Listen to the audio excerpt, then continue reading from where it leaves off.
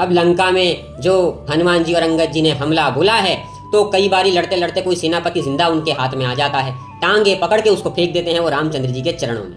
जय श्री राम। दोस्तों, आज हम लोग श्री रामचरितमानस लंका कांड चौपाई नंबर 45 और 46 पे हैं। जब कोई राक्षस रामचंद्र जी के चरणों में जा गिरता है तो रामचंद्र जी उसको अपनी ही गति दे देते हैं। विभीषण जी उनका नाम बताते हैं कि ये ऐसे ऐसे है, और उसके बाद रामचंद्र जी उन पे कृपा बरसा देते हैं, जिसको देख करके उमा जी से भगवान शंकर कहते हैं कि हे देवी, ये तो रामचंद्र जी की कृपा और उनका हृदय तो देखो। वो ये नहीं देख रहे कि कोई राक्षस उनको किस भाव से याद कर रहा है, चाहे बैर भाव से ही सही, बस उनको याद कर रहा है, बस इसीलिए वो उनको तार देते हैं। वरना ये राक्षस जो मांस खाते हैं, ब्राह्मणों की हत्या करते हैं, इनको भी रामचंद्र जी की गति मिली है उनकी कृपा के कारण।